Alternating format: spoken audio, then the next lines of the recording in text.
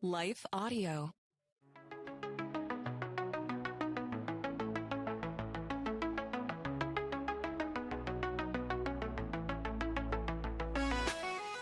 Hello, and welcome to the Confessions of a Christian Alcoholic podcast. I am your host, John Seidel. This is your home for real stories, radical vulnerability, and remarkable comebacks. In the end, this podcast is a place for the desperate, the downtrodden, the destitute, and especially the drunk. But it's also a place of hope and healing. I know that firsthand because I'm the Christian who became an alcoholic, not the other way around. Today, I've found sobriety after decades of struggling. But more importantly than finding sobriety, I found Jesus. My prayer is that as I interview people just like you and just like me, along with professionals in the fields of trauma, faith, and addiction recovery, you will find the peace that is available to you through Christ on the other side of whatever you're going through and whatever addiction that might be. Because let's face it, we're all addicted to something. So welcome. Let's get radically vulnerable as we explore what it looks like to be on this journey of messy sanctification. We'll be right back after this. I was talking to someone on the phone today, actually, and towards the end of our conversation, I just felt led to encourage him in a very specific way.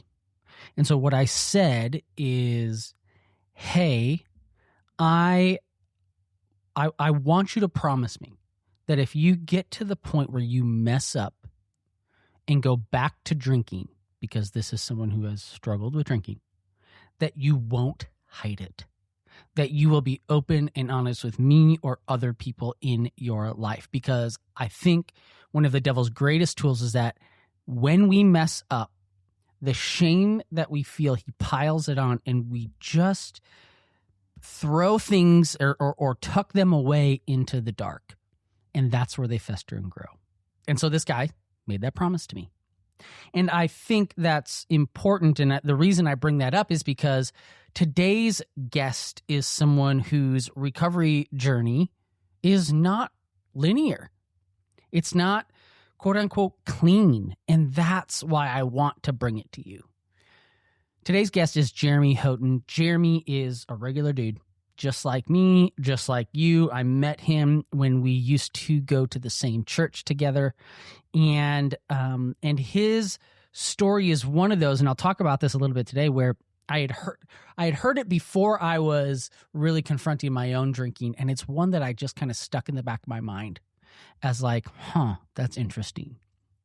Because Jeramy hit rock bottom before I ever thought that there was a rock bottom to hit.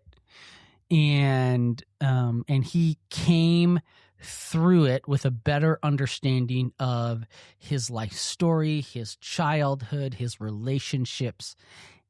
And then despite all of that, he went back to drinking. And so he's going to share that story with us. And I think it is so important. And he's going to talk honestly about his drinking, about his pride, about family trauma, about boundaries, and what it really looks like to be obedient. He has a story of obedience about giving up a job that he liked, but he knew that he couldn't stay in that job and still have control of his drinking. So he's going to talk about all of that, and I hope that you stick around for the full thing. Real quickly, if you have not yet, I would love for you to pick up a copy of my book, Confessions of a Christian Alcoholic. If you are doing dry January, as you are listening to this, as this podcast episode is coming out, don't do it alone. Don't white knuckle it. Or even if you're not really like, I was just doing dry January, but just like to prove myself. I'm not doing it because I think I have a problem. Great.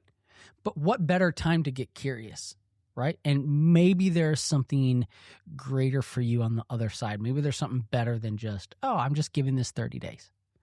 So I would love for you to pick up the book. It's still 30% off and free shipping through the publisher. Just go to christianalcoholic.com, christianalcoholic.com.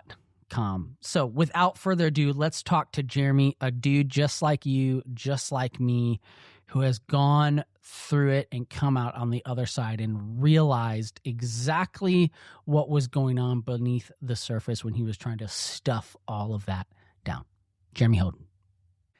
Jeramy, thank you so much for joining the Confessions of a Christian Alcoholic podcast. I'm excited to have this conversation. You're one of those people that, originally Confessions of a Christian Alcoholic, the book, was going to have this section of stories, kind of like the AA Big Book, that people who were just like me but had different versions of it. And I interviewed you for the book. Yeah. And then I ran out of room to put all those stories in it. Love it. And so I knew I wanted to have, you were always someone when I thought about the podcast, because the podcast was then really born out of, hey, I need to tell these stories. I still need to tell these stories, right? People need to hear this. And so you were always kind of like, Jeramy, we got to get you on. We got to get you on. And so now here we are. So thank you for joining.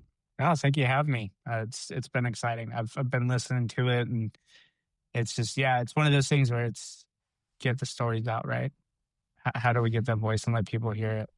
Yeah, absolutely. And I'm excited because, we have all different kinds of stories on this podcast, and we have all different kinds of people. And I think it's really interesting because you told me something offline that is really important. And that is that you've struggled actually with sharing your story a little bit, especially as of late, because it's a story that maybe some people might not gravitate to, but I think that others will. And it's just different. And that actually excites me, because it's like, if all the stories that we have on here and all the people we have on here were the same, I just don't think it would be as impactful. And if my goal is to point people to Jesus, I want as many people as possible. And there are going to be people who hear your story and are like, that's me, right? Or I want that, or, and so, again, I appreciate you coming on, even despite maybe some of those feelings lately. Yeah, no, I'm like I said, I'm super excited. I think this is encouraging me too, right? Good. This is that spur to internalize that and then realize, why am I not? Why haven't I been? Right? What am I doing? And then let's talk about it, right? And as I started really digging into it, then it was like, let's dig into this. Well, and so I think in a sense, let's dig into this, right? And in order to get there, I'll say this. I remember I was on staff at a church part-time, the church that you and I met at, the church that you and I went to. I think you were there 13 years. I was there 8 years. And even though we go to different churches now, I think there's that, that's where our stories intersected. And I remember being on staff early on at that church. And I was in the backseat of a car, and our lead pastor was driving, and his assistant was in the front passenger seat. And the pastor leans over and kind of says, "Hey, so how's Jeramy doing?" And the assistant happened to be your sister-in-law. My sister-in-law. Yeah. This is so great. And I remember her saying, just like, it was very early on, I think, in your sobriety journey. And I remember thinking, there's so many in anyone's sobriety journey, I think, and really the journey to crawl back to Jesus is there. For some people, it takes, 5 steps, and it's like that 5th thing that happens is the tipping point. And for some people, it's 25. And I can honestly say that hearing that conversation and hearing about you was a step in my journey. I don't know which one it was, but I remember thinking, oh, like not in a judgmental way, but being like, oh, interesting. And even just hearing them talk about it, I mean, it was a very honoring conversation. And like that was to me an example of, oh, there's grace there, right? And it was just one of those things that just got filed away in the back of my mind. And as things got worse for me, I remembered you, you know? And so it's a long way to say, take us back to the beginning where, in a sense, and why our pastor can be talking to your sister-in-law saying, how's Jeremy? Yeah. And what exactly were they talking about? I mean, shocker, We know. sorry to spoiler alert. Jeremy was an alcoholic. Yeah. But take us back to the beginning and tell us your story.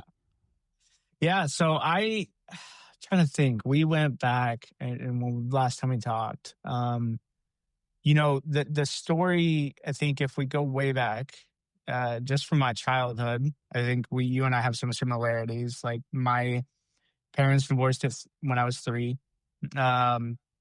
And dad was in California in the Navy. And so I split my summers between my dad and mom. I spent life with my mom, and I had a stepfather, and he was an alcoholic, true full on, like you would look and know kind of thing, right? And physical, emotional abuse at times, nothing like crazy punching, but anger would take over and push or shove and stuff. So life was not safe as a kid in my mind, right? It just wasn't. It wasn't a healthy ground. And all that to be said, though, right? I was raised Catholic, and I struggled with the Catholic faith and just believing what some of the stuff I was doing. But there was some part there early on where that, like, I knew there was a God.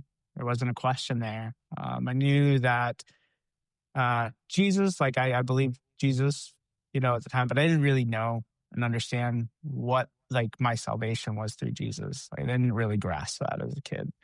I need to say, so we walked through, right? And I had my stepfather from first grade, well, actually kindergarten through freshman year. And then there was then a second divorce, and we were split off and finishing up, right? High school, got through all that.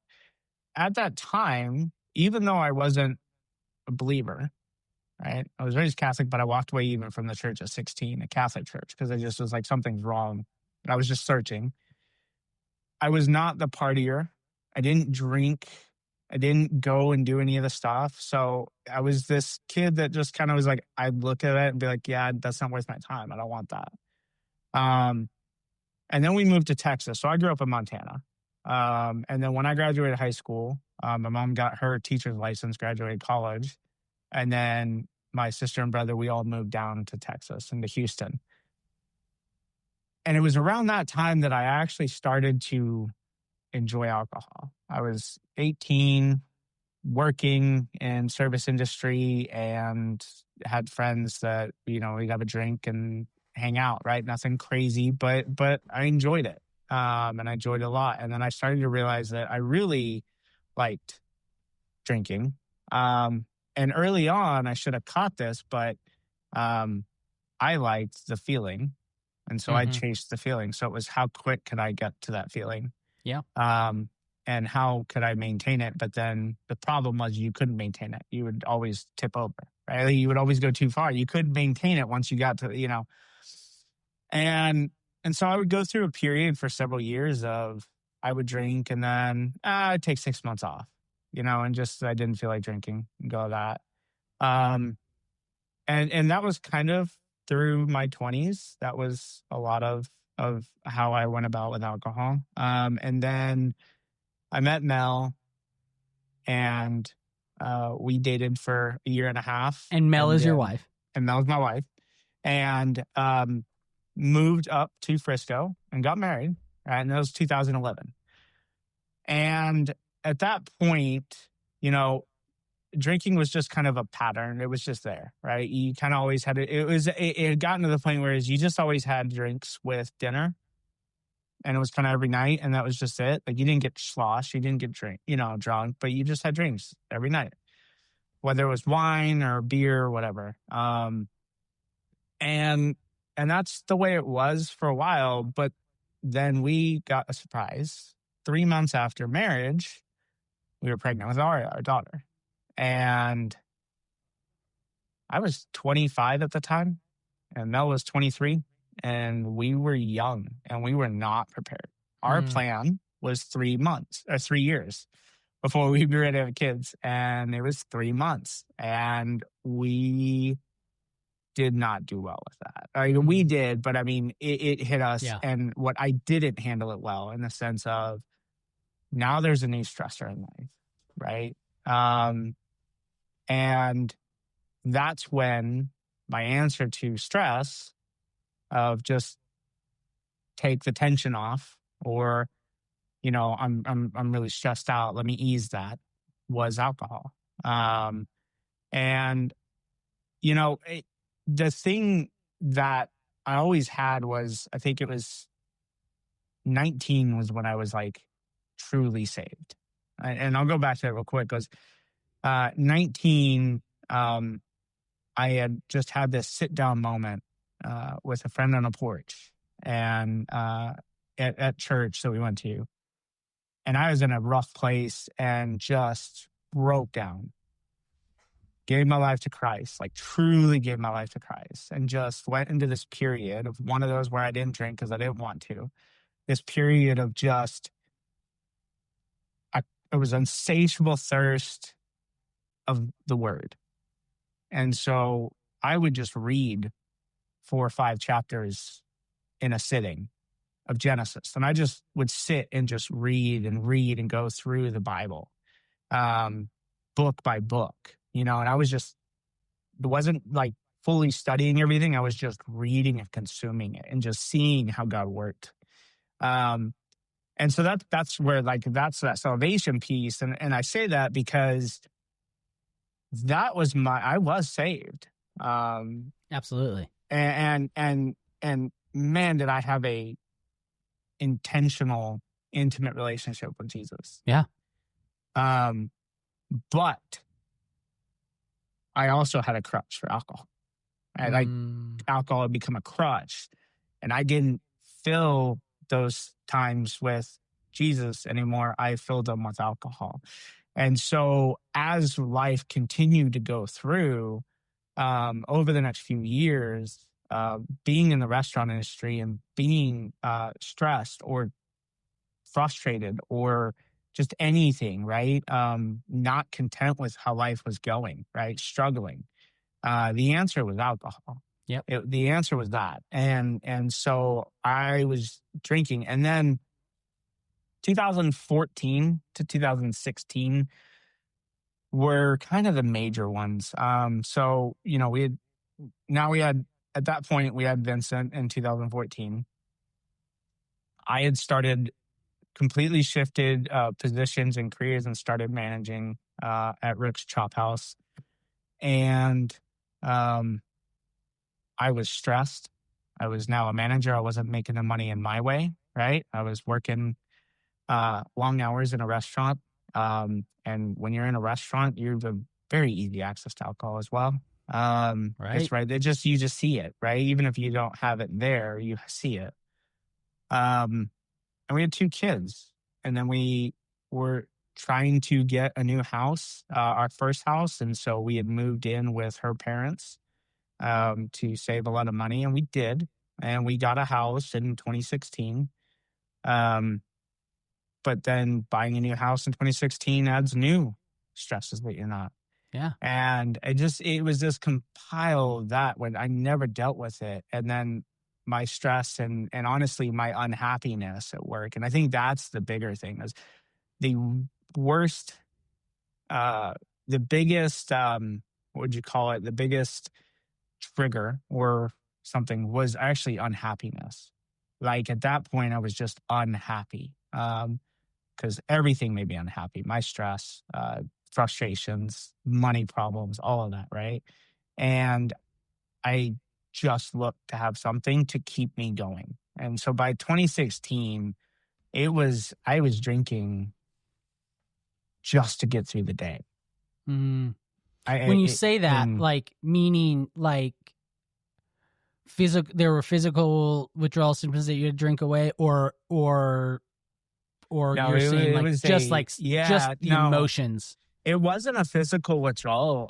It was the emotions. And honestly, that actually in going back to the intimate relationship that I had with God, um, there wasn't a day, there wasn't a morning that I wasn't having a conversation and the Holy Spirit telling me, turn, do not take another drink. Yeah.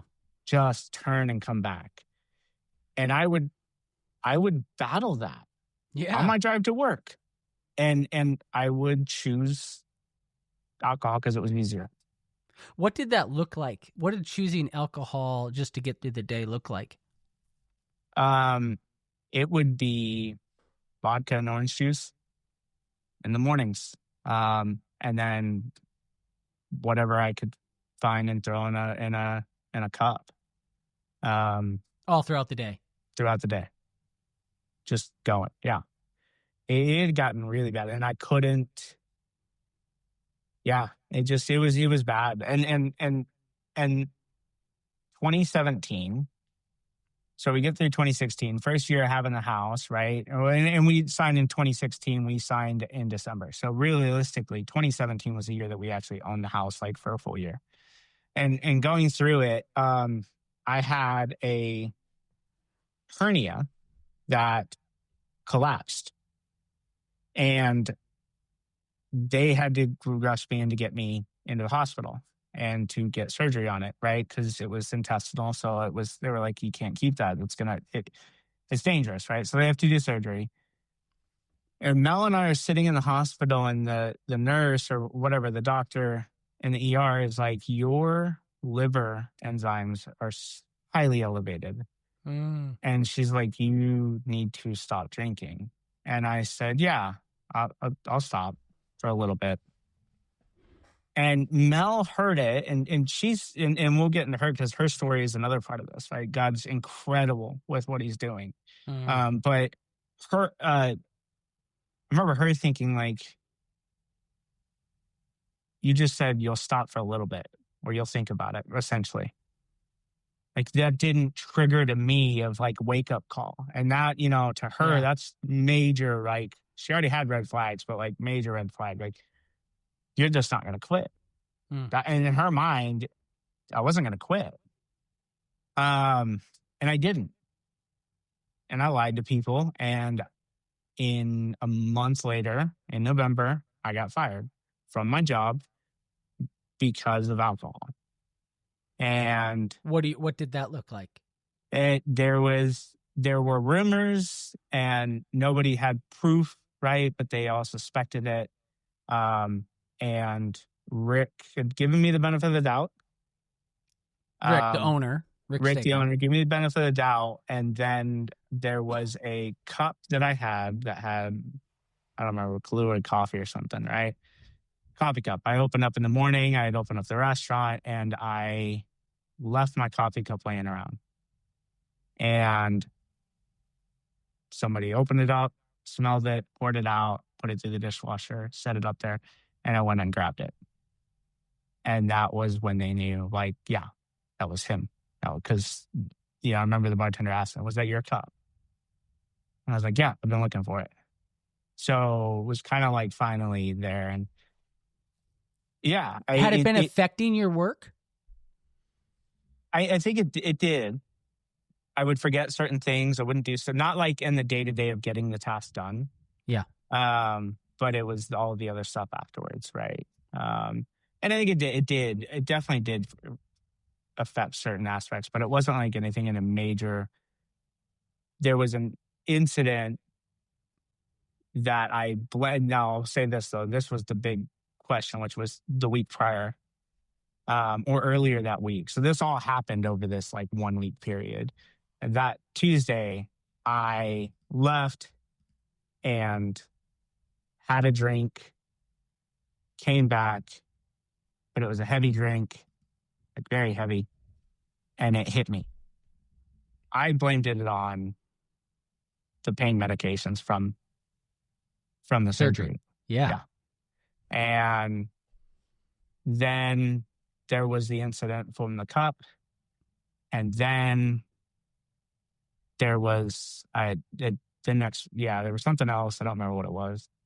But it was all in this week of a few things. What's Mm. crazy is in this time, Mel, for the first time, felt like she was supposed to go through redemption. And so she was in that And redemption redemption, class. people, is Yeah, it's basically like a recovery class at the church that right. we were at the Yeah. time. So it's kind of like And a yeah. it was a great book. Unfortunate circumstances of people that had backed it and been a part of it, church wise, but an incredible book. And it focused on pain. So it wasn't just like recovering addicts or anything. So for Mel, it was going through like, what is the pain that you have in your life and uprooting it and understanding it. And why is that so painful? And then being able to forgive, let go, and release some of that and work through it. And so she's going through this because God put it on her heart to go through redemption. And her graduation was the Saturday of that same weekend, Mm. right? So between Tuesday and then the following Tuesday, that Saturday night, she came in and the family came in and they celebrated her graduation because I couldn't get it off. And so they came in and ate. And then that following Tuesday, so 4 days later, I am let go from my job. Wow. And just, I didn't know what to do, right? Did you did they tell you, hey, it's for drinking on the job? Did they say No, it was so for and this is where Rick had a lot of grace that I think for it was he understood that I was struggling. He knew. So he wasn't going to make it any harder. So he's like, I'm letting you go because you didn't get your thing, like you weren't getting things done. So he used like other aspects of like I wasn't accomplishing stuff off, like getting things done and turned in on time that were necessary and stuff like that. Never mentioned it was about alcohol. But if we're being honest, it was yeah, about alcohol. right. And he so I was given that grace already there of of here you go. I got a few months um, severance and everything, and that was it, right? Like, and that was the next step, and that was when they had the wake up call. And my wake up call though was 2 days later, 3 days later. So I was like, all right, I'm quitting drinking. Like Mel and I came home. I had to face my wife, talk through it, poured out all the alcohol that was in the house, said I was done. And then 2 days later, I want to say it was 2 days later. Um, I, I got another bottle, went to the store, picked one up Mm. and drank. And then I picked up my daughter from school. And then I drank the rest of it. And then I blacked out that Mm. evening. Wow. And all of this time, and I don't know the exact timing, right? But it all had to do with like going through redemption, all that stuff. Mel was done. We were on the brink of divorce. She had already made plans. And then when I blacked out, that was like the straw that broke the camel's back. She went to her parents and she was just like, I'm filing for divorce. Wow. And brought it to them, her parents, for counsel and just why, and said it. And can we come and live with you? And the God fearing people they are and amazing people, they're like, we don't believe in divorce, but we're still going to, yes, we're here, right? Like, we're not going to encourage you to go pursue it, but at the same time, we're going to support you and protect you and be here for you. Mm.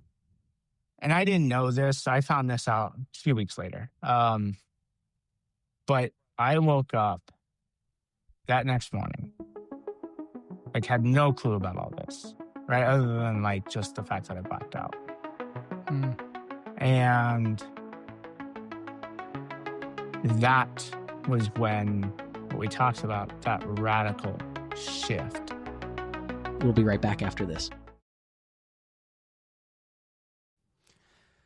Okay, so let's pause. Let's pause there for a second. Right. So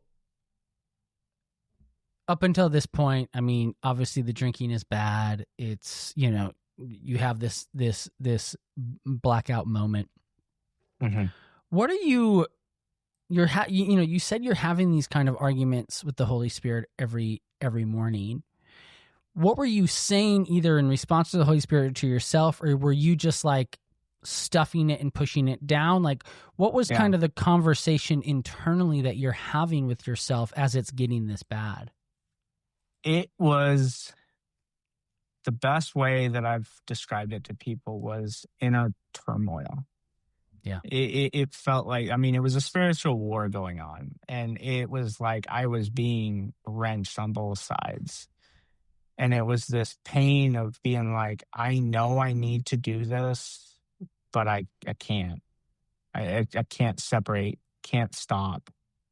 And so then this overwhelming hopelessness that was able to seep in and just feel like that, like you're never going to be able to quit. Yeah.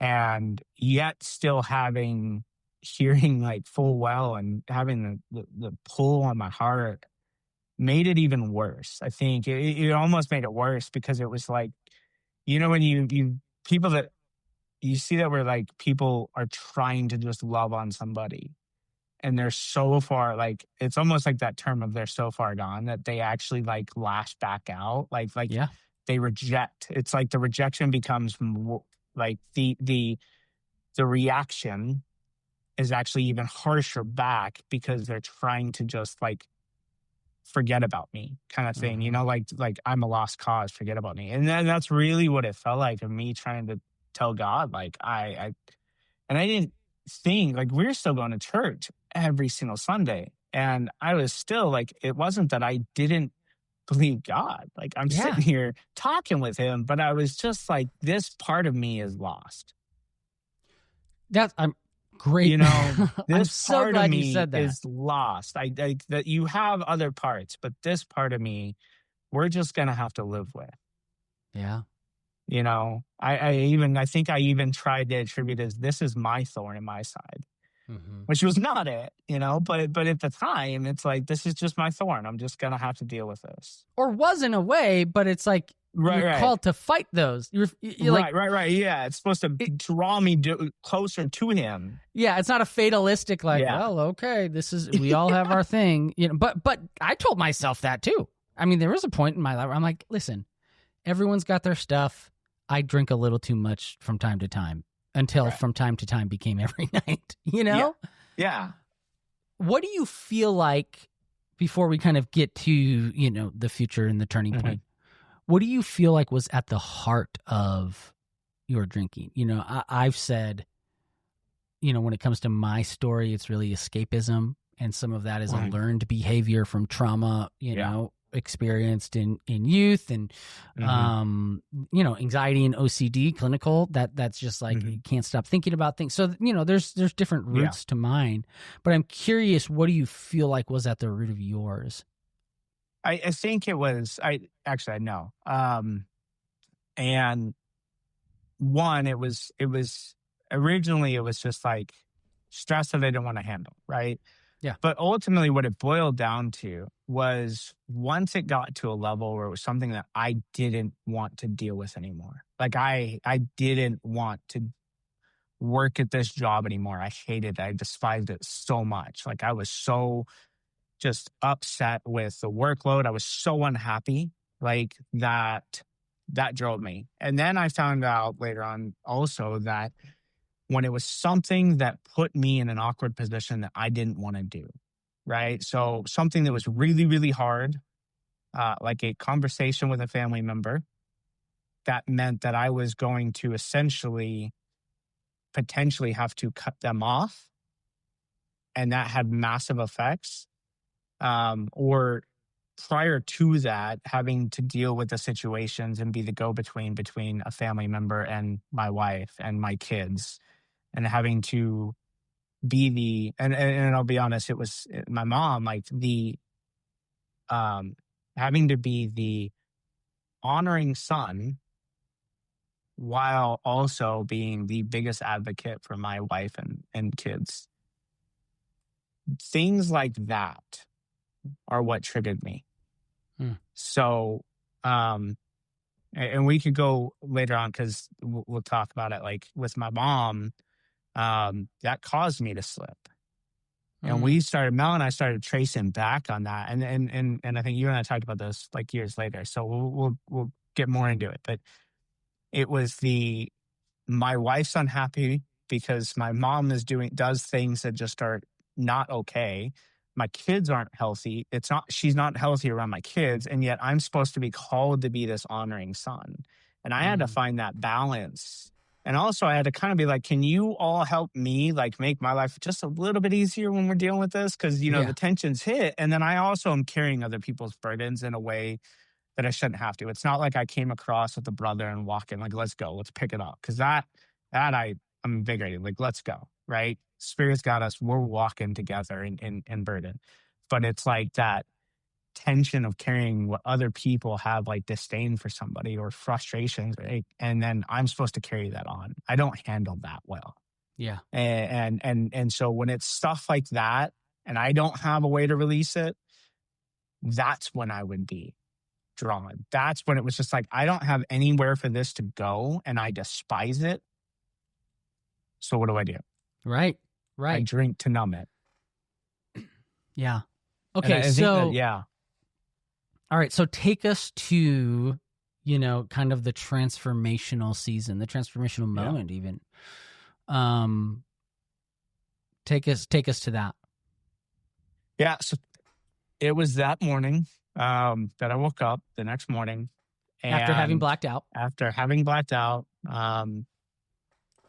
And just woke up and realized, like, what the hell? Like, I can't do this. Yeah. And I looked at Mel. We talked that morning again. We talked in the morning. And it finally broke. Like, my heart just released. And tears, everything came out, like just a flood of emotion. And I looked at her and just said,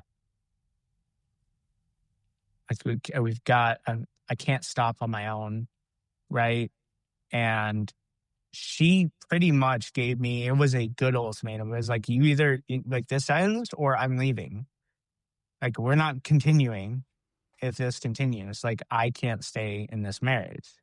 I can't keep these kids in this. And so I knew at that point, I was like, I'm either going to lose my family or I stop drinking.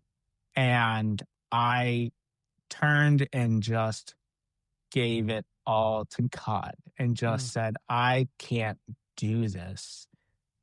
Like, you've been nagging me for, and nagging is not the right word, but he has been chasing and pulling at me and yanking. And I mean, he has been running me down for years. And I was like, so I know you're there. And I just turned and gave it to him. And there was other things that we turned and said, like, we can't keep doing this. And so we prayed and just gave it to him. We look back at it now often and say that we had a castle made on sand. And we handed it all to him. Like, gave him everything. I said, you have to lead. I'm going to lay everything into it and trust you. I'm going to walk through this life. And because at this point, I'm going to have to find a new job. I can't go back into the restaurant industry.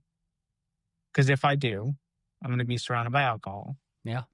And I don't need to be put in that situation. And it's not even actually the alcohol that was a scary thing. It was the atmosphere of the restaurant industry that would cause the stress level to want me to or make me want to, right? Like, Which is such a good, I think, sorry, but I just want yeah, to like point out that is such a good thing to think about. And I want people to not miss that because, you know, when you think about the verses in the Sermon on the Mount where Jesus is talking about like, if your right eye is causing you to stumble, pluck it out, right? mm-hmm. Is Jesus Right. really wanting us, 50% of us to go blind, like us to go 50% blind? No, what he's saying is, Right. if there are things in your life that are continuing to catch you and trip you up, you may have to do things drastic, right? Right. And so Right. for some people listening to this, you may be in a job, you may be in a role, you may be in a family situation, right? Where alcohol is constantly there or the stress is constantly there. And just like Jeremy, who had made his mark in the restaurant industry, you may have to say, I can't go back there.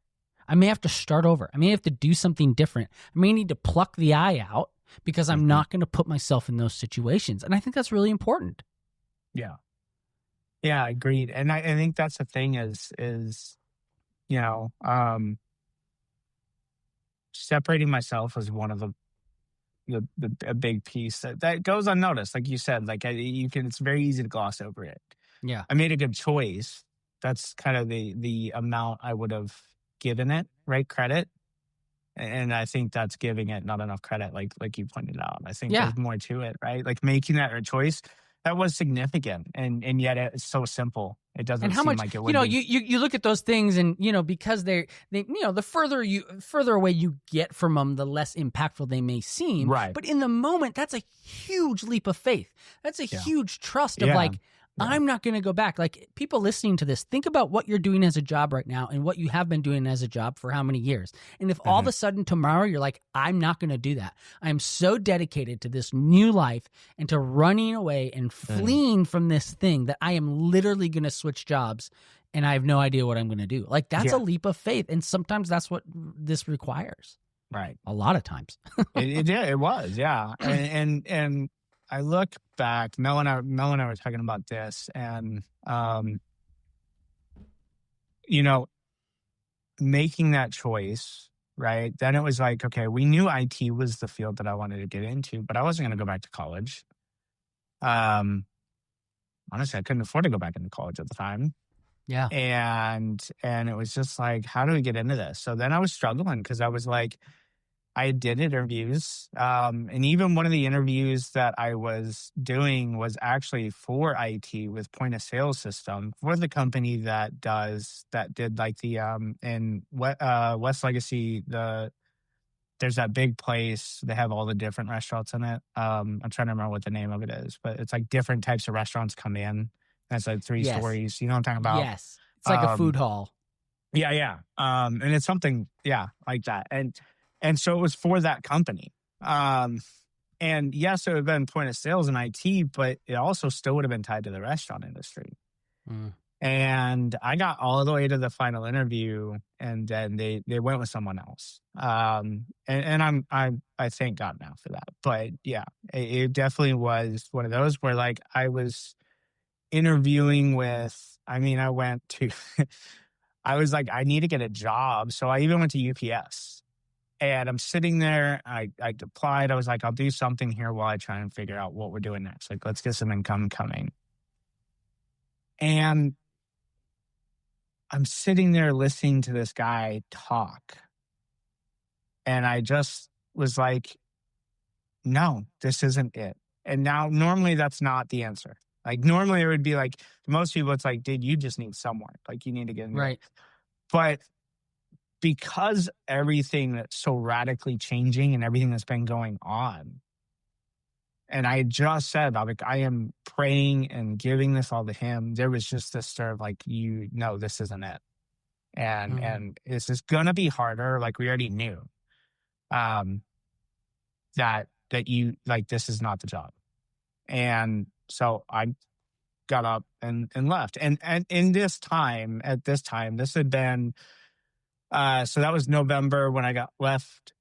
So December, we got through Christmas together as a family.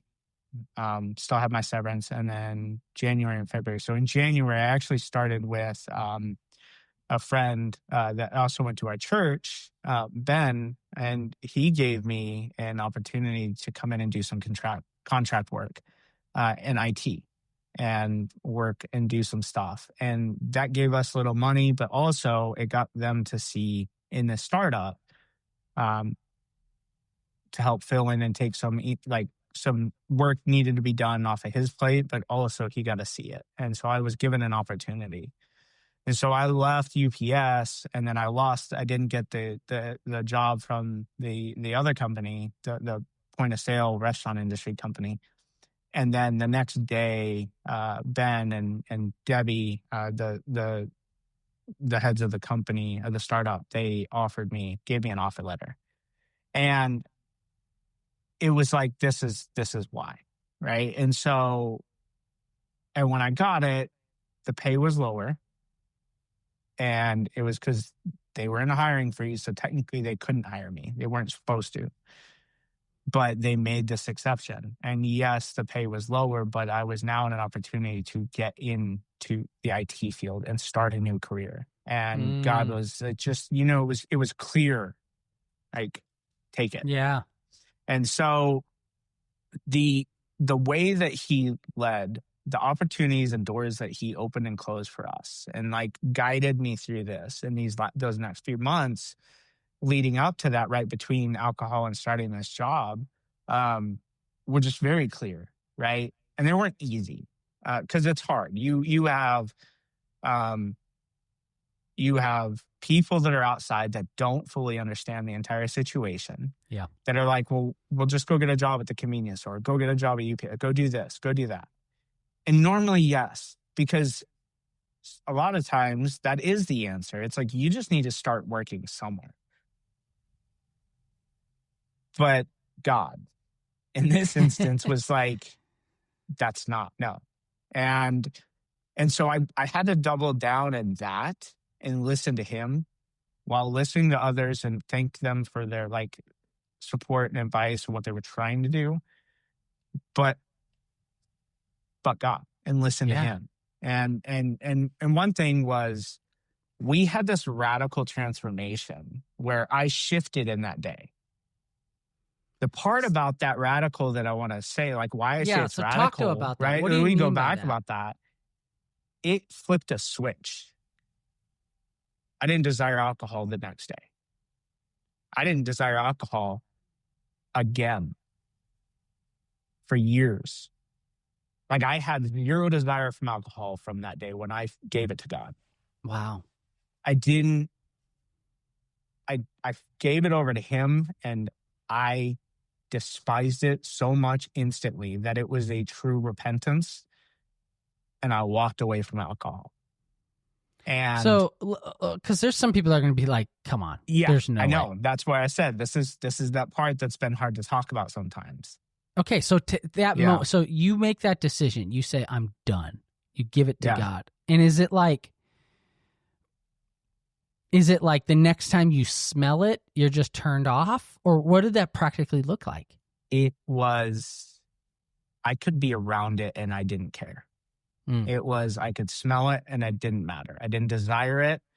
I'd have a glass of iced tea. I was fine. Yeah.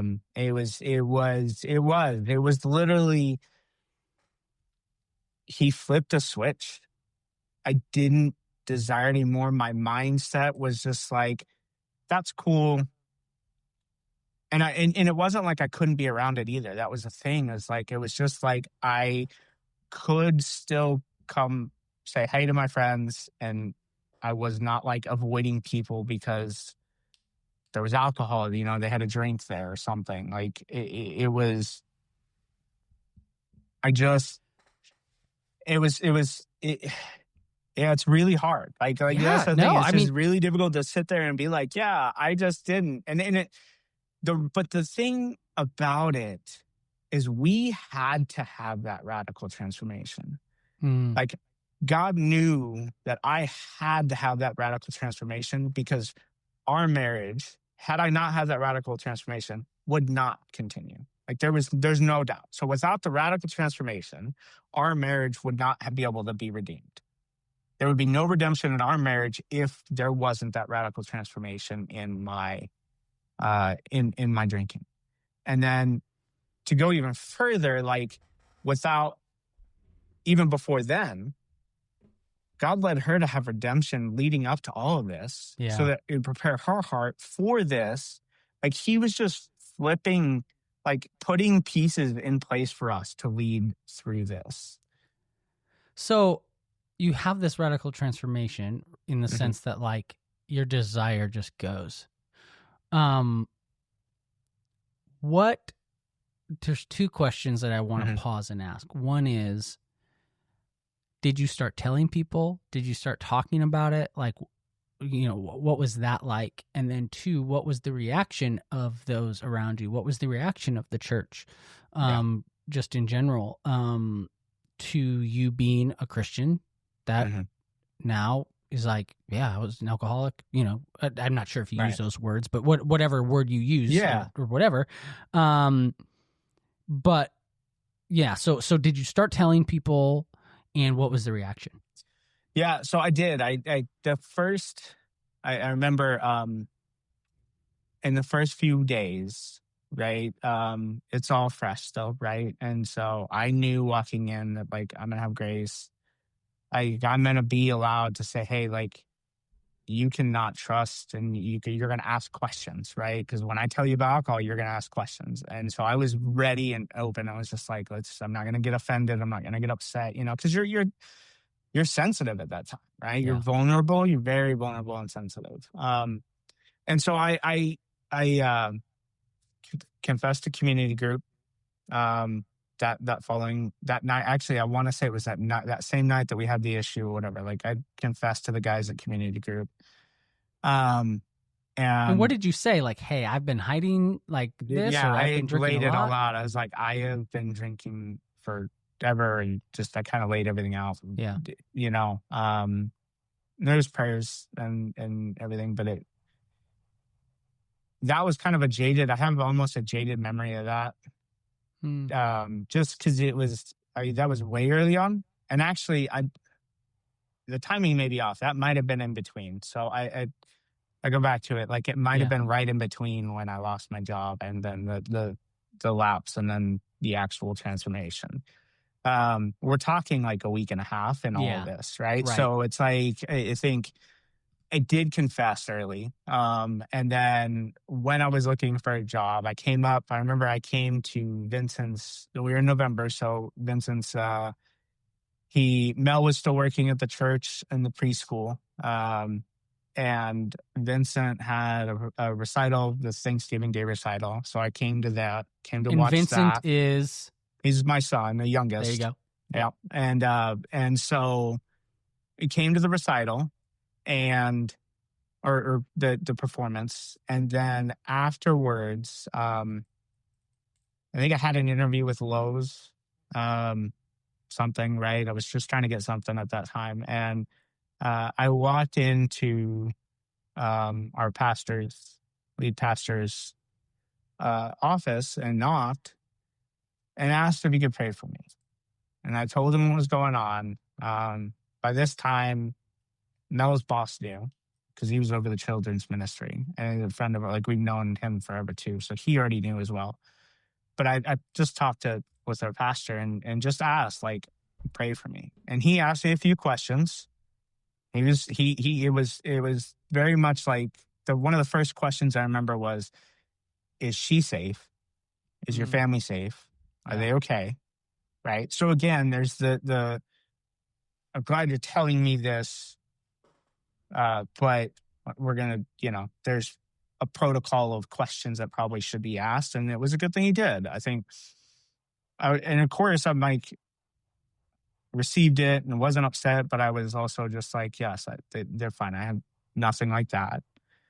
I didn't do anything physical or any of that, but yeah, no. And so then he prayed for me. And so to go back and hear, like, when you were talking about early staff and him asking about it, like, he and I never really talked again. So there was always, I always kind of wondered, I was like, did he remember that? And even though I knew that my sister-in-law was the assistant by that time and working, I just didn't know if that, you don't know those conversations. You're not Right. always going to hear those. So it's cool to see, circle back later that was one of the early conversations that you heard and stuff. And to know Yeah. that there was, and so know that there were prayers there. Yeah, Um, absolutely. and so, yeah. And then I started regularly having coffee and meeting and checking in with, the Mel's boss, who was the minister of children's. And he and I went through for several months, going at it. And then that first week, going back, I also into this, like I went the first week, I found a recovery group called, that's Celebrate Recovery. Yeah. I was like, I promised Mel I would go. I was like, she's like, you need to talk with people, you need to get there. And I was like, okay. And I found a church that was close to us, that had Celebrate Recovery. And so I went to 2 meetings. And this is the part where I'm sitting in the meeting.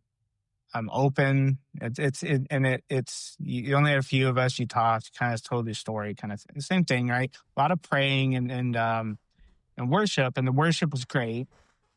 Like at that time, I was just in this area of like, God's captured my heart again, and I'm here, but I'm sitting there. And this is the part that I would told you I've been hesitant to talk about. Is I'm sitting in the meeting on the second night, so the second week, and the guy that's in there goes, if I don't come to these meetings every single day, I am going to go relapse and do that again. And I don't remember what his wasn't alcohol, but it was something.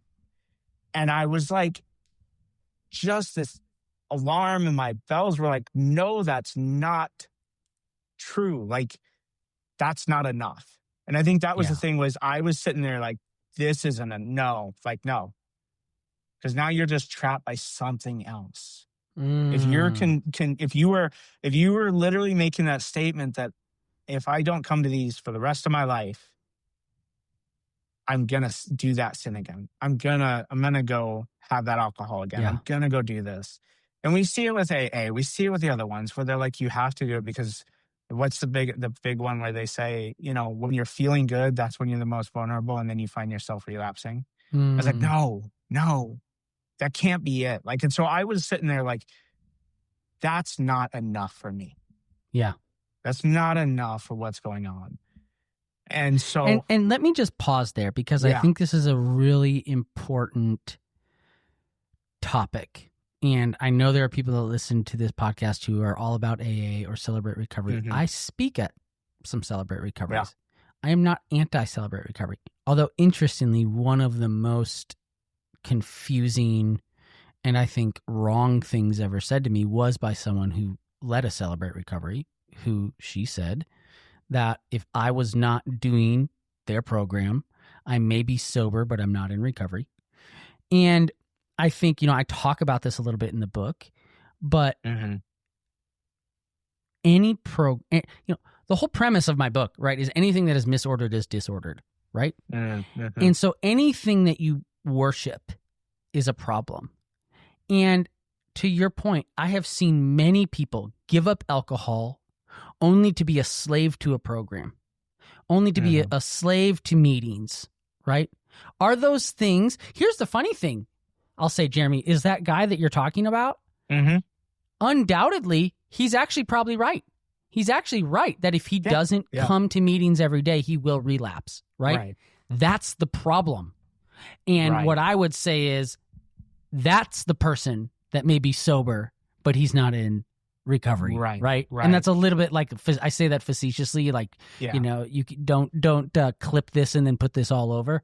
But my point is, I view recovery as shooting for Jesus and getting sobriety thrown in, right? That, like, I want to get at all of those things that are leading me to that in the first place. When I speak, I'll sometimes ask, because people bus AA people in and, Yeah. groups and stuff in. And I'll say, Right. how many of you know a miserable sober person? And a lot of them will raise their hand, right? And I'm like, here's the problem. The world and the programs say those people are doing great, right? Like they stand up and applaud for those people. I want more for them. I want more for you than having to go to daily meetings. Mm-hmm. Is there a period in your life in early sobriety where daily meetings may be required to like rewire your brain and your patterns and your absolutely 100%, right? Mm-hmm. And I tell people, if all that's available to you is AA, if all that's available to you is a 12-step program, and maybe that's Celebrate Recovery. I prefer Celebrate Recovery over AA because it's got this Jesus, bent to it. Right. But if that's all that's available to you, do it. But I don't want you to stop there. Right? Right. And maybe that can be part of, if you're aiming for Jesus and you still go to a weekly, like, I'm not saying that you're not a Christian then if you go to these, like, that's not that either. But I want more for you. I want more for you. And so trading one slave master for another is not freedom. Right. Just because you're not key. That's a the slave. term. Yes. That's freedom. You can, Right. there is freedom. I think apart from Jesus, no. I don't. I mean, I'm sure there may be somebody that's something, but for me, I have freedom because of God, because of what he did, because of that. In my sobriety, and what the alarm bell was ringing in my head at that time when I heard that this guy say this in Celebrate Recovery was just like, you're not free though. You're trapped. I don't want to be trapped. And so I came back to Mel and I was like, I love you. I'm not in any way stopping my sobriety, but I'm not going to these meetings and here's why. And I explained it to her and I said, I was like, I can't do this. I said, I will be in recovery, or not Celebrate Recovery, sorry, Redemption when that comes around, the next opening. And I did. And with a buddy of ours that we talked about at the beginning of the meeting, like he was one of my lead, and then I had another, and there was just this sense of like, and I think that's the part that I've been sensitive about and I've forgotten. I've forgotten the fact that what God has done in my story is show the radical power that he has to redeem, to give freedom and the hope. Like there's freedom. Like he can bring you freedom from this. You have to do a lot of work in it. You have to dig deep into it. And that may mean that you do need to use a recovery program to start because the biggest thing that I think you have to have is community. Like he says that in us, right? We're taught that like community is a big deal. You need to be able to talk about this. 2 people, like 100%. If you don't, you're gonna just kind of sit and all kinds of things are going to run through your head, right? Like you have to be able to talk through this. And that was a huge thing. There were a lot of people that suddenly were in place and that was kind of naturally like, and then I also sought some, right? Like, so like, some people it was like, hey, we're going to go have coffee. They sought me out and we did it. Others, it was like, how are you doing? Just through work. Like as I started the new job, it was just, we would talk constantly. And then, so there was some, like I said, just some natural and then just some that was like, I sought or others sought me. And not everybody has that. And so I am very aware that my story is radical in what God's done and it's not the normal. So I don't want people to be discouraged or think, oh, well, he just had this happen. And it's like, I had this happen because God knew that over the next 3-4 years of our lives, we were going to be in a financial state that was so hard to get through.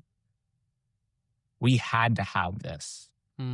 Like God walked us through 4 years where we faced bankruptcy and we had choices to make, and we chose to make the right choices that were hard because of God, to not do bankruptcy, but then still pay our debts and just double down on all of this. And then he brought us through another miracle of that. But we had to have that. Like, my family needed this radical recovery for me, because we were going to go really, really deep in having to trust and rely on all of those around us to get through financial point. And I know your wife was New Mel at the time, and she had seen an old hat like that. And there was a point where we were trying to figure out what we're going to do. And that was at the tail end, right?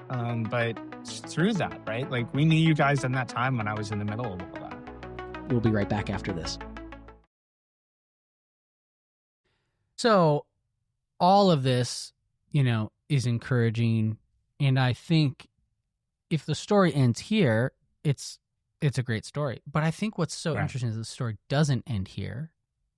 And what I mean by that is, and this is the part that I think to me is even more important than initially getting sober and initially coming back to Jesus, is all of this stuff you're saying is true. And it's still true despite the fact that you had a relapse, if I'm remembering right. Yeah, yeah. And so I think I was 5 years sober. Okay, and so this 5 years of never thinking about it, never caring, never having a desire. And this is important, okay? Because I think there's people that are listening to I'm listening to this. I'm not 5 years sober yet, right? Mm-hmm.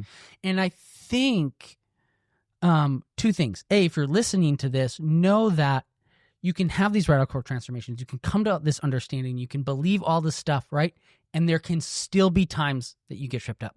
Mm-hmm. There can still be lies. There can still be things that weave their way in.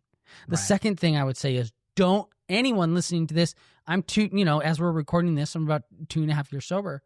It's like, I also awesome. don't I love it. Like, yes. But I don't want to get prideful. I don't want to treat it like, well, I'll never have this desire again. Like, maybe I will though, right? And the moment that I get lax, the moment that I start maybe being kind of like, oh, I got this.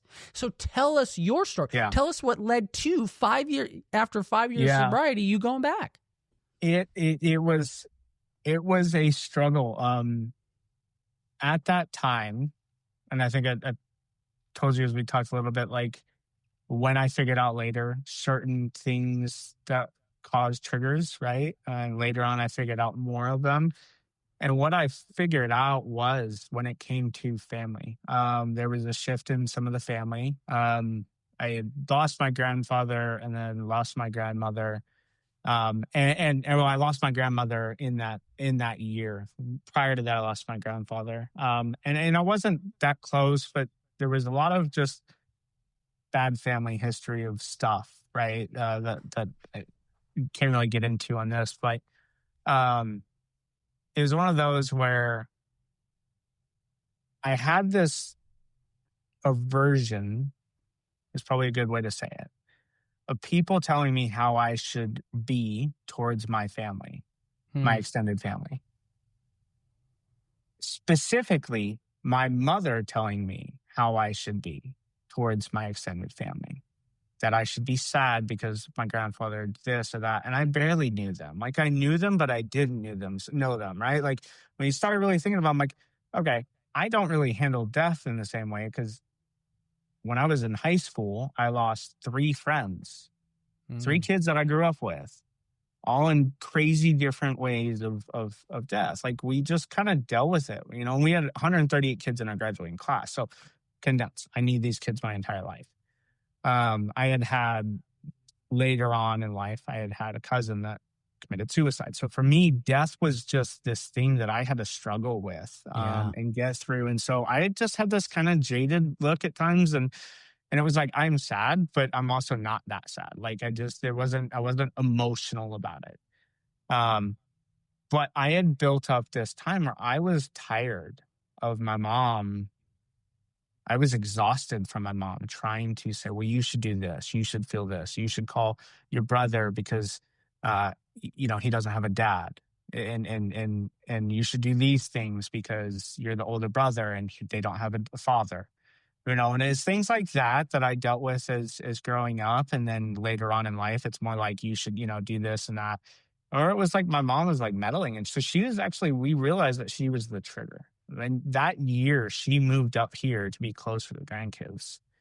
The problem was she was, well, not as much of an alcoholic in the terms that you would think when you saw my ex stepfather, was as much of an alcoholic. Chapter 2 of the book. and so now we have this. I'm still trying to honor my mother and my family, right? As we're called to. But my kids and my wife come first. And trying to balance that is a struggle that I think, honestly, a lot of men have. I think women do too, but I have this feeling that like I've seen it more with the mother-in-law of the wife is the worst, right? Like, and it's not always the case because I have an amazing mother-in-law and in-law parents. But yeah, from the side coming from my side, my mom is just difficult. She brought with a lot of emotions or triggered a lot of emotions in me that I had kind of pushed away. Yeah. Yeah. And all of a sudden I'm faced with having to handle and deal with someone that I don't want to deal with, or situations that I don't want to deal with. My wife does not feel safe around my mother-in-law and around does your mother. around my mother and her mother-in-law, and does not feel like our kids are safe. She's not a safe person emotionally. You couldn't trust what was going to come out of her mouth, right? What the kids, if we let them stay overnight, we couldn't trust that one, she wouldn't drink. And we also couldn't trust that the kids wouldn't be watching something inappropriate they shouldn't be, or, or talking about something they watch the news. We really just don't normally watch the news in general, but she just had it on and there's a shooting about this kid. And at this time, Vincent is, I want to say he's 7, watching the news about kid that got shot in a school. No, we talk to our kids. Like we discuss these things, but in a manner that we can let them ask questions. And so she just would bring this up. So it grew for a year where about a half a year this was going on. And that's when things started to set in. I didn't give it any attention. I didn't bring it to God. I got prideful. I was like, I'm never going to drink again. And then all of a sudden, it looked really good. The taste I remembered, all of it. You don't forget that. No. And it looked really good. And I was like, you know what? It's been 5 years. Fine. And I did.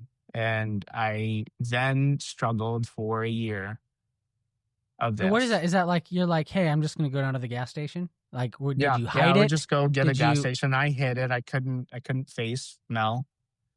She would catch it and we would have a conversation. And then a couple weeks later, I'd probably do it again. Would probably be a good cadence of that, right? Months, like once a month or something like that. And we realized, like, and she made up a point when we were talking about it. She made a good point. She's like, we realized that it was any of the times around the time that either my mom was coming over or we were having to discuss and deal with that.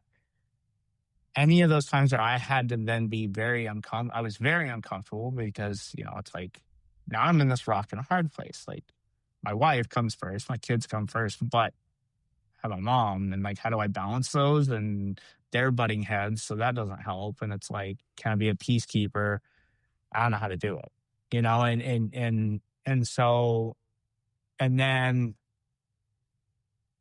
around Yeah, I mean, it was a little over a year, I think, that went on, if we're on it. Like, if we talked about it, because when we were talking, it was, yeah, I can't remember which year it was, but it was 5 years sober. And then 2 years ago, we went to Montana and we got to take the kids up where I grew. So my wife go see my sister. And so, wife and the kids, we all did a road trip. And I stopped drinking right before then. And I Did it get didn't. as bad as it had? Like, did it return? Like, No, it never got as bad. Like, it never. I mean, it was bad. Like, it would be like, because I was sneaking it, right? Like, it right. was bad in that sense. No, because when it was bad, like back then, I could go through a liter of vodka in a day. This would be high alcohol beers, and something that I could hide enough, and yeah, but not hide as well as I thought, Right. Okay. So, but you're about to go on this road trip. Yeah. You quit. I And what was that quit. conversation you had with yourself?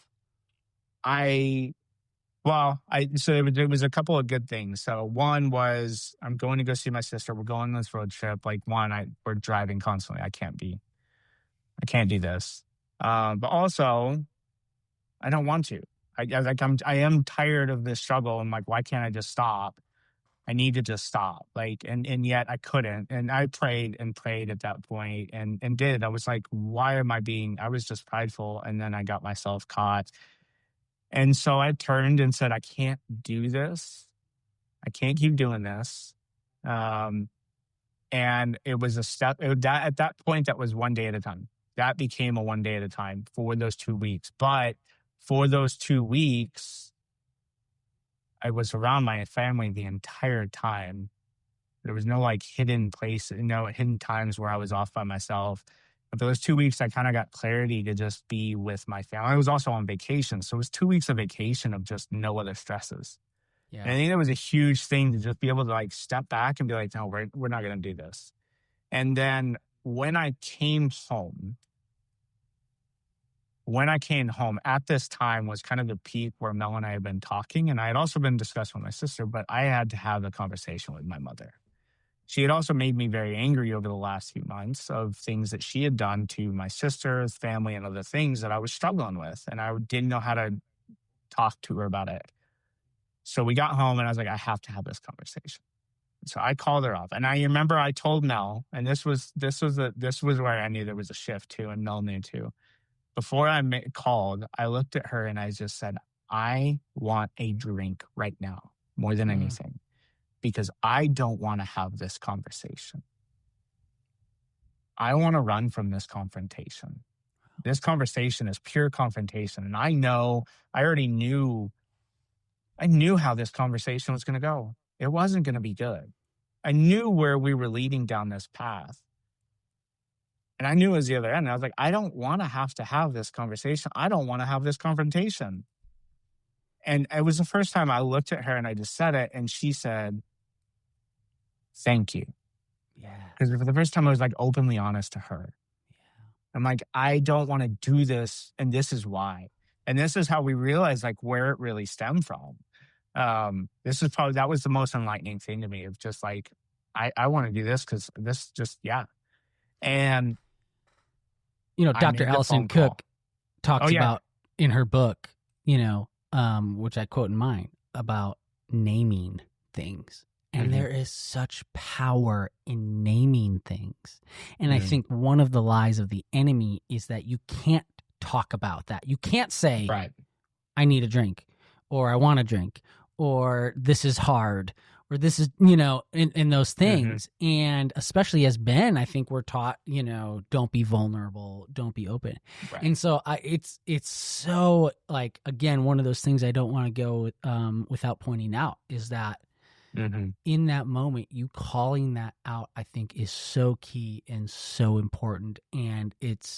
And look what it did. It brought you and your wife closer. Right. It also shed a light on it. And instead of it festering in the darkness, it's exposed where it can be worked on. Right. I think that's important. Yeah. And I think it is. And I honestly, that was it, right? Like that was when I confessed it openly. That was kind of the final, like, okay, And did you yeah, I then go don't on want to it again. tell her, And like, I hey, made the conversation, or no, I made that phone call 10 yeah, minutes later.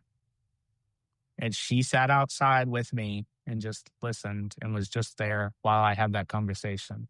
And it didn't go well. And it wasn't mm, it went about the way I thought it was. I tried, calm, but it ended with you are not allowed around my kids or my wife because you are, yeah, you're not a safe, healthy person for my kids to be around. And that's hard to say. Like, I had to do this. And this was because, I mean, we pray, like, I swear it was turmoil. Like, it was the hardest thing. One of the hardest things I've had to do.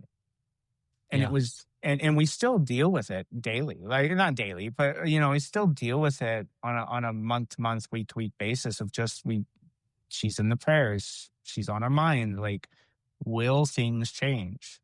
We pray that she does. have you kind of cut that relationship off? We did. So it was a full cut of, like, in this. And we did, I made that statement to her and I was like, you don't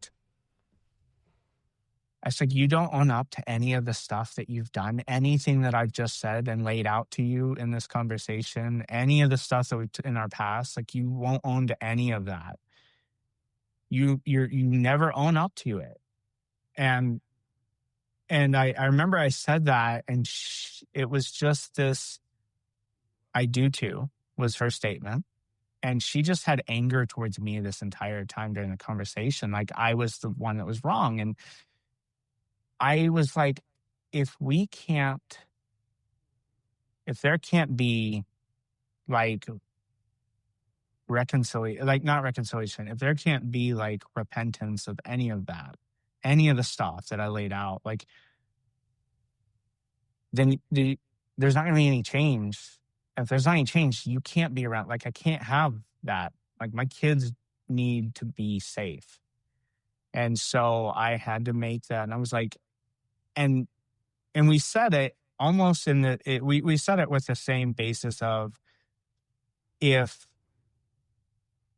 we if I do this, I pray that you'll turn and realize, like, oh, like, it's almost like that church discipline where it's like, we cut off, and it's not to cut off, it's so that you would see what you've lost and turn back to it, kind of thing. Mm, And we're like, we didn't want to do this, but it's like, my kids need to be safe, but you need to change. And until you can change, your grandkids are not, they're going to be kept safe. And we just watched it double down. Like, she doubled down. And so we've been praying a lot. Like, she's constantly in that prayer, but it's just like, we don't see a change there. mm. I think those are it's another example of some of those Yeah. hard decisions that you have to make, regarding, like, how am I going to, for you, protect your family, right? Right. Have hard conversations, not drink them away. I mean, I've had hard Right. conversations with my family that I've been like, when I was drinking, I was like, yeah, I definitely need to get a little buzzed going into this one. Right. I get Right. that. Yeah. Where would you say you are now? So, that was how many years ago? I think it was roughly 2, because I'm at 8 years. So we did about a year, I would say probably 13 months if we were to go, because it was, yeah. So, I mean, it was like just before or just after 5 years sobriety, then went for about a month. So, yeah. And But took a in detour. November, took a detour, right? Yeah. My wife was very, Mel was so great in this. One thing that that was going to be my next question. What was her reaction to the relapse period? Because before that, she was like, "We're getting a divorce." There was an ultimatum, yeah. right? So and thank God that 5 years of it, he interceded and kept me right in this amazing position of and just protected me, right. But she also walked into that with doing her own research and doing her own talking with people and stuff and her time, right. And one of the things that she said, she's like, this was going to happen. Like, she just prepared her heart knowing that at some point this probably was going to happen.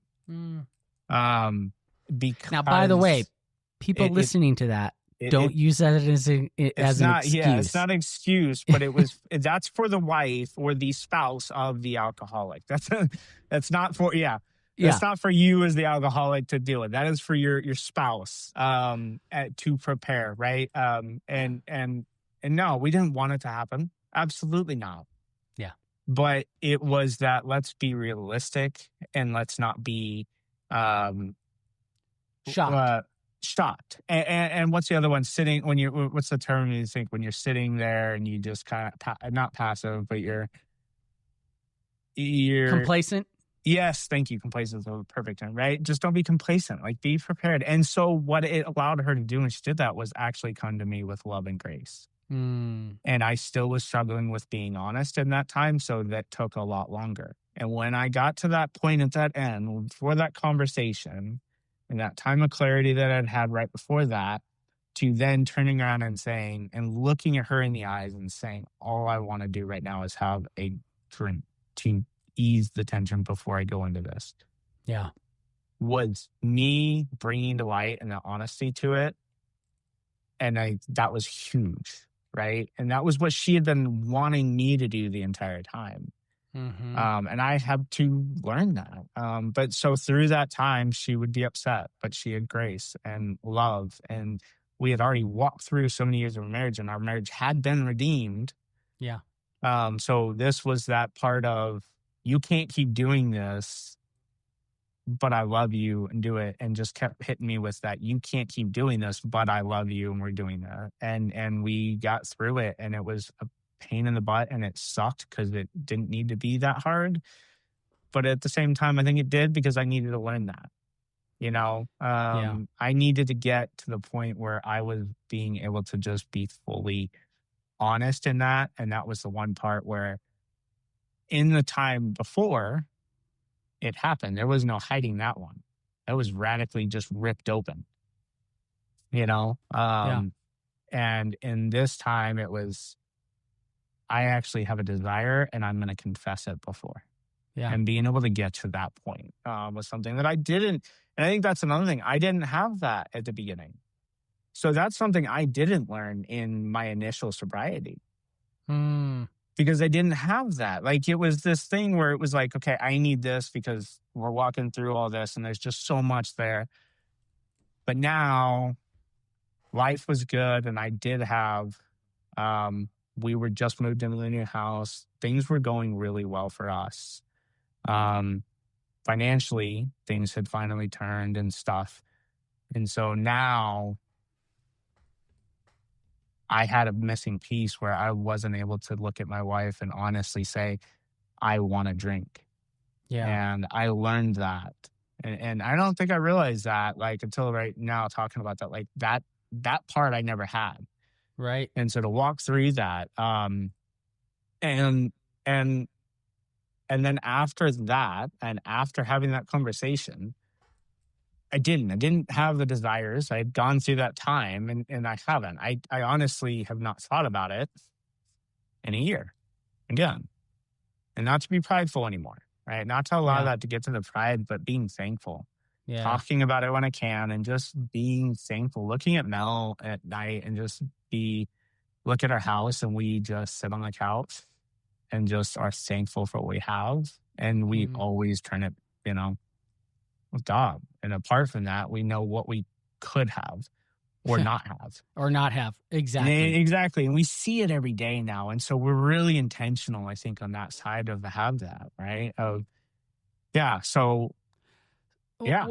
What do you, people who are, as we kind of bring this to a close here, people who are listening to this and are resonating with your story, what do you feel like is the lesson of your story? Like, what are you hoping that people who are find an affinity towards you, what do you hope that they take from your story? What are those lessons?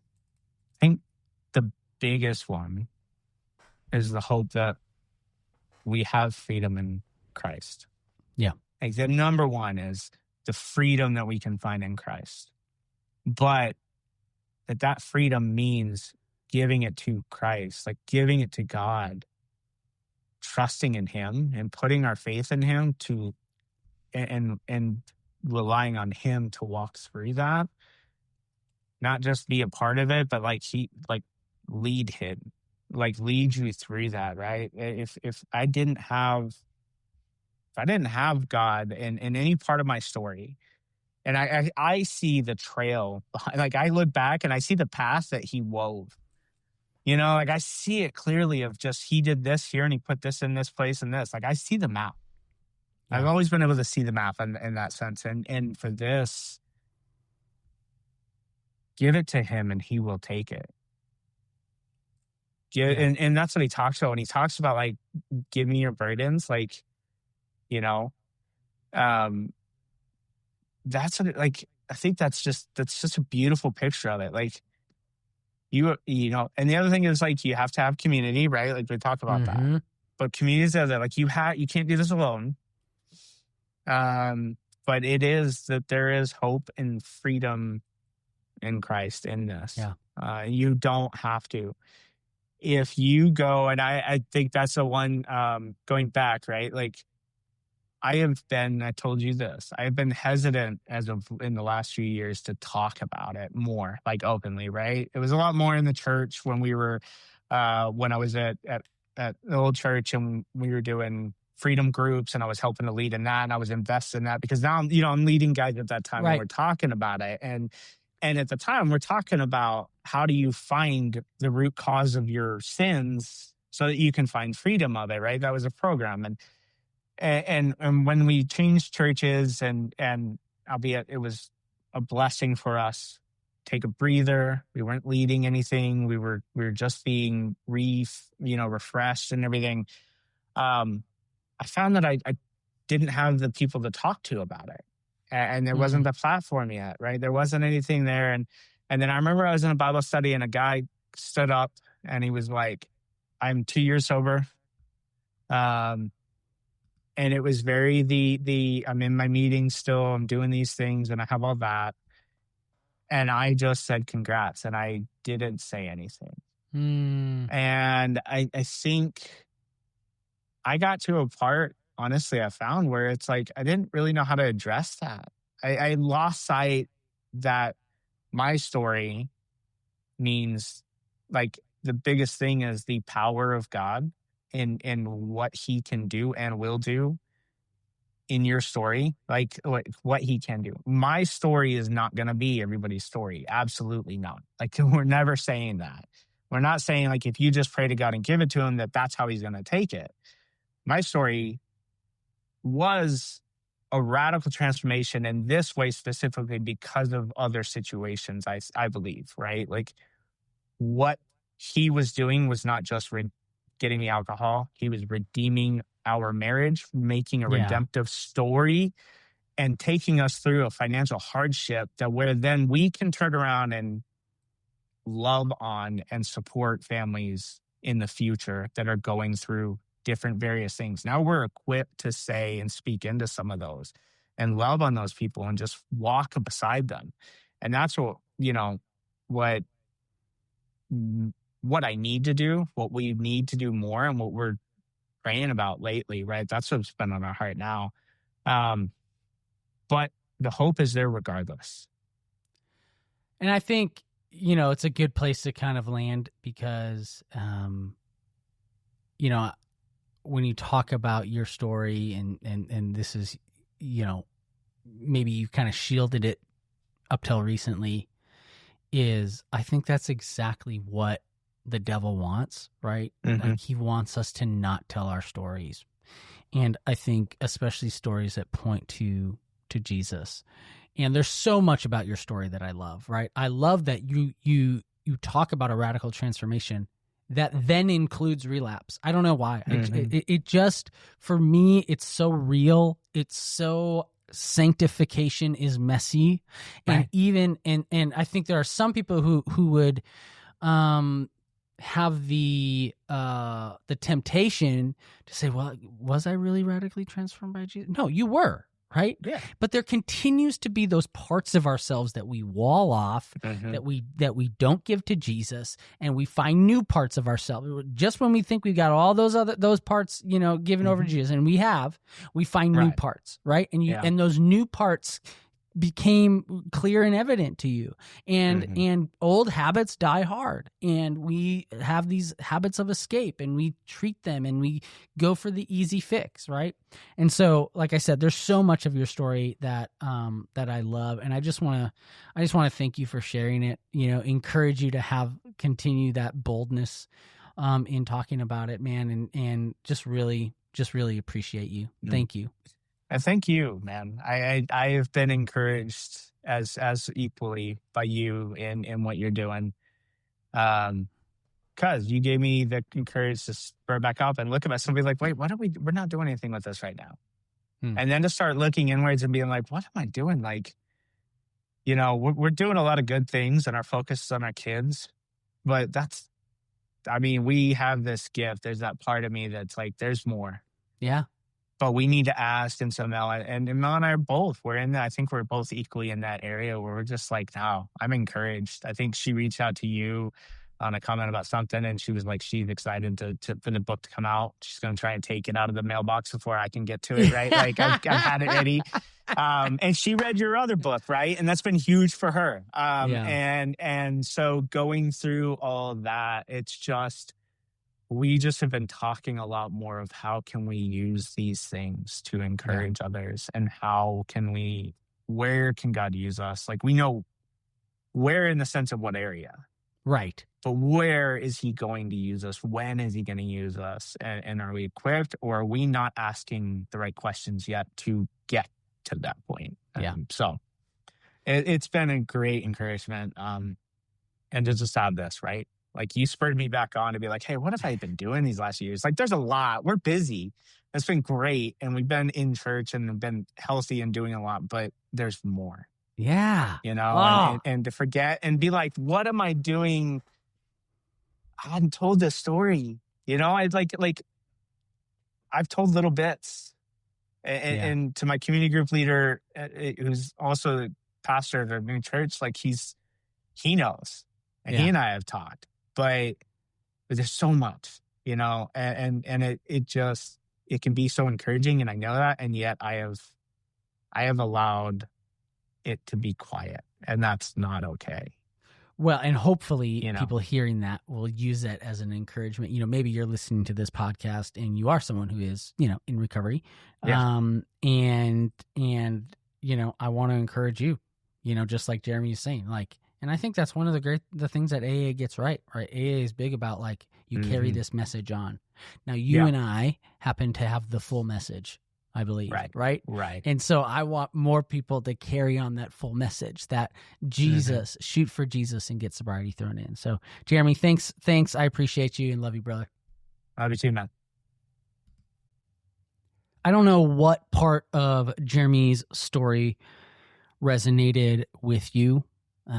For me, it was so much, but maybe it was the relapse, maybe it was the pride, maybe it was the avoidance, the hard family conversations. But wherever you found yourself resonating, I hope you really heard this, that your story isn't disqualifying because it's complicated. Like, that is everyone's story. It's my story. It's everyone's story who has ever finally faced and had the courage to face the junk that's at the root of why we drink, of why we overeat, of why we look at porn, of why we have affairs. Like, those stories are all complicated. There was a thing where I was listening to a preacher once, and he said, like, if your story isn't about hitting rock bottom, and if it's not about this and that, like, thank God. And I think in some ways that's true, but I think in other ways it's like, if you think you don't have a messy story, you just haven't dug enough. And I don't mean that everyone has childhood trauma or everyone has repressed memories, or, like, that's not what I'm talking about. But I think that even the quote unquote buttoned up person who doesn't have a a seedy story, if they look inside of themselves, they will see and find a monster in there. Like, because we all have that monster within us. So if you're listening to this, chances are you do have, one of those stories that you have recognized the monster in yourself. But maybe you haven't. And what I would say, if you haven't, is that, like, keep getting curious, because there's something down in there, because the Bible and the scriptures make clear that there's something down inside all of us. So hopefully you enjoyed Jeramy's story. If there's one thing that resonated with you, would you please share this? Please share this episode with someone. That's all I ask. You can rate, like, subscribe, whatever. But really my ask is that you would just share this episode with someone else. Love you all. Please visit our podcast sponsor and partner, Life Audio. LifeAudio.com makes this podcast possible. And I am so grateful for their partnership. You can check out other great podcasts, like my friend Christy Osborne, who is starting a new podcast, Love Life Sober. You can check her out on lifeaudio.com.